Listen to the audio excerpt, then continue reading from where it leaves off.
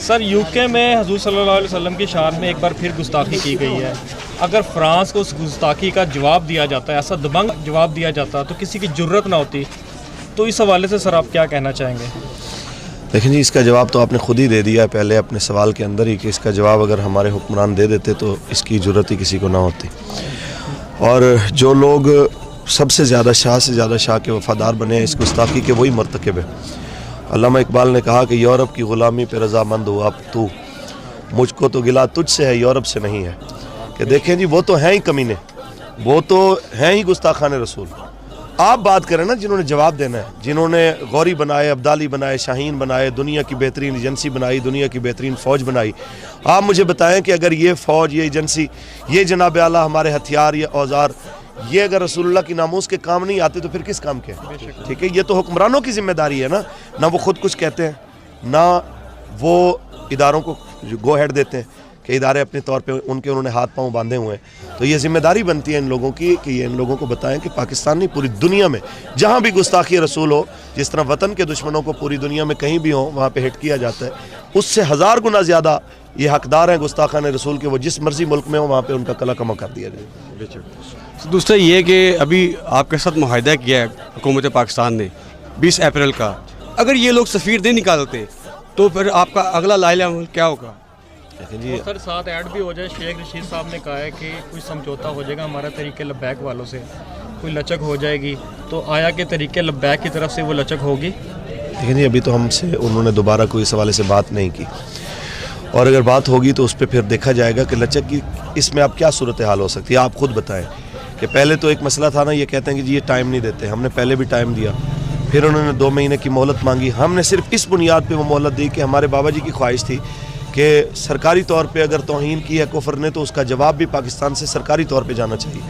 تو اگر ہمارے وزیر اعظم نے بات کی, انہوں نے کہا کہ جناب ہم جناب 20 اپریل تک جو ہے اس کو کابینہ میں رکھیں گے. آپ مجھے بتائیں کہ اگر ملک کا وزیر اعظم معاہدہ کر کے منحرف ہو جائے اور ملک کے ذمہ دار باقاعدہ جو سلطنت چلانے والے وزراء ہیں وہ بات کر کے اپنی بات سے منحرف ہو جائیں, آپ پوری دنیا کے سامنے امیج کیا رکھ رہے ہیں ملک کا اور اپنے ایمان کا؟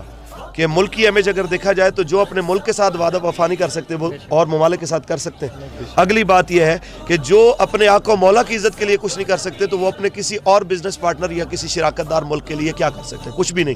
تو اس لیے ہم یہ کہتے ہیں کہ یہ ان کی عزت کے لیے بہتر ہے کہ جو معاہدہ انہوں نے کیا اس کو پورا کریں. اور انشاءاللہ اگر اول تو انشاءاللہ میں امید ہے کہ مالک کریم وہ خود اپنے حبیب کی عزت کی حفاظت فرمانے والا ہے, انشاءاللہ وہ ان سے وعدہ پورا کروائے گا. دوسری صورتحال یہ ہے, اگر مثال کے طور پہ خدا نہ خواستہ یہ اپنے وعدے سے انحراف کرتے ہیں یا پورا نہیں کرتے تو یہ ہمیں نہ سنائیں یہ کہ بار بار کہ یہ رمضان ہے, کہ رمضان بھی ہم نے بڑی دفعہ دیکھے. اور اگر رہی بات ہمارے اکابر کی تاریخ اٹھا کے دیکھیں تو جن کے ہم غلام ہیں ماننے والے ہیں, انہوں نے تو روزے کی حالت میں جنگیں کی ہیں. تو ہم کوئی محاذ پہ لڑنے کے لیے تو نہیں جا رہے ہیں, ہم تو صرف حضور کے لیے اپنی گردن رکھنے کے لیے جا رہے ہیں کہ ٹھیک ہے بھئی, یا آپ ہمیں مار دو یا آپ اپنا معاہدہ پورا کرو. ہم کون سا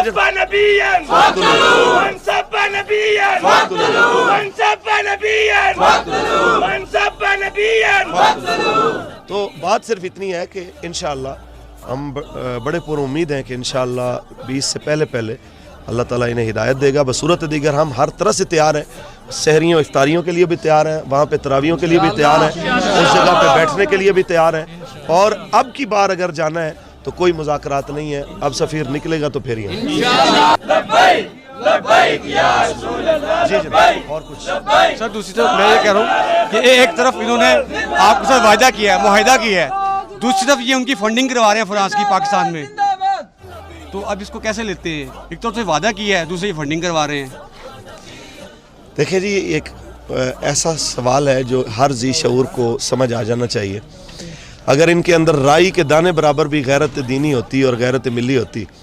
آپ مجھے بتائیں کہ آج عمران خان کے خلاف بولنے والا کوئی بندہ اٹھ کے اگلے دن کہے یار کہ وہ ایک الگ چیز ہے کہ میں نے بول دیا, یہ 5 لاکھ کا چیک آپ کے لیے میں بھیج رہا ہوں, کیا اس کے وزیر قبول کریں گے؟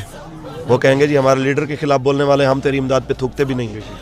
آج نواز شریف نے اداروں کے خلاف بات کی ہے, وہ جی ایچ کیو میں 10-20 لاکھ کے چیک بھیج دے جرنیلوں کو کہ جناب یہ آپ کے لیے, تو ہمارے جرنیل کہیں گے کہ ہم تھوکتے بھی نہیں ہیں تمہاری امداد پہ, تو ہمارے ادارے کے خلاف بولتا ہے اور تو ہمیں پیسے دینا چاہتا ہے. سوال اتنا ہے کہ اپنے ادارے کے لیے, اپنی عزت کے لیے تو اتنے حساس ہیں, زرداری کے ماننے والے اس کے لیے حساس ہیں, نواز شریف کے لیے ماننے والے اس کے لیے حساس ہیں, کیا رسول اللہ کی عزت کے لیے کوئی بھی حساس نہیں ہے جو اتنی کہہ سکتا کہ ہم نے اس سے پہلے بھی ٹوٹی ہوئی سڑکیں دیکھی ہیں, اس سے پہلے بھی ہم نے برے حالات دیکھے ہیں, ہم وہ سب کچھ گوارا کر سکتے ہیں, لیکن رسول اللہ کے گستاخ سے امداد اور معاونت نہیں لے سکتے. اگر ان کے اندر غیرت ہوتی تو یہ جواب دیتے, اس کی بجائے کہ آپ وہاں پہ رو رہے ہوتے یا ہم رو رہے ہوتے کہ یہ کیا کر رہے ہیں. آپ بتائیں کہ صاحبزادہ محمد سعد حسین صاحب رضوی دامت برکاتہم العالیہ, ہمارے مرکزی امیر, انہوں نے بڑی خوبصورت بات کی کہ مسجدوں کے گلے کی تم حساب لینے آ جاتے ہو, مدرسے کی فنڈنگ کا حساب لینے آ جاتے ہو, تم صرف ہمیں آج تک جو 70-72 سال سے تم ملک کے نام پہ, عوام کے نام پہ دنیا سے بھیک مانگ رہے ہو, قرضے لے رہے ہو, ہمیں صرف ان قرضوں کا حساب دے دو, ہم بھی تمہیں سارے سسٹم کا حساب دے دیتے. یہ کیا بات ہوئی کہ جو کھاتے ہو عوام تک وہ پہنچتا نہیں ہے, وہ تم کھا رہے ہو, وہ تمہاری جائیدادیں کہاں بن رہی ہیں, وہ اس میں صرف سیاستدان شامل نہیں ہیں, اس حمام میں سارے ایک جیسے ہیں. لیکن ہم یہ کہنا چاہتے ہیں کہ ہم نہیں چاہتے کہ ہم سب کا نام لیں, ہم کسی کے بارے کسی کی پگڑیاں اچھالیں, لیکن ہمیں اس حد تک مجبور نہ کیا جائے کہ آپ اغیار سے پیسے لے کے رسول اللہ کی ناموس کا ہی سودا کرنا شروع کر دیں. اس حد تک نہ لائیں کہ قوم آپ کے گریبان پکڑ لے. ہم یہ کہتے ہیں کہ حکمران خدا کا خوف کرے, اور رسول اللہ کے نام پہ جو ملک بنا ہے, یہاں پہ رسول اللہ کے دین کے احیاء کے لیے جو لوگ چل رہے ہیں, ان کے احساس کو سمجھا جائے. کیا آپ پیغام دینا چاہیں گے اپنے کارکنان کو, اس رات کے 1 بجے بھی آپ کے ساتھ کھڑے ہیں, تو وہ 20 اپریل کو معاہدہ تو بالکل ہی پاس ہے, تو کیا میسیج دینا چاہیں گے؟ دیکھیں جی, ہمارے بابا جی ہمیں جو کہہ کے گئے ہیں اس سے بڑھ کے کیا میسج ہو سکتا ہے کہ آپ سارے حضرات دن ہو رات ہو, لبیک کا معنی بابا جی سمجھا گئے ہیں کہ یا رسول اللہ میں دن ہو رات ہو خود بھی حاضر, میری نسلیں بھی حاضر, میرا مال بھی حاضر.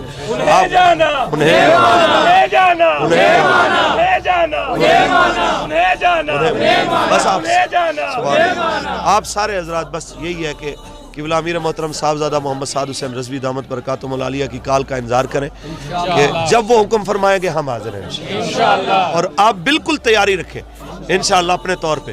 دیکھیں نکلنے کا موقع آتا ہے یا نہیں آتا, آپ کی نیت ہے نکلنے کی, آپ کو اس کا ثواب ضرور ملے. اللہ آپ کو سلامت رکھے. بہت شکریہ.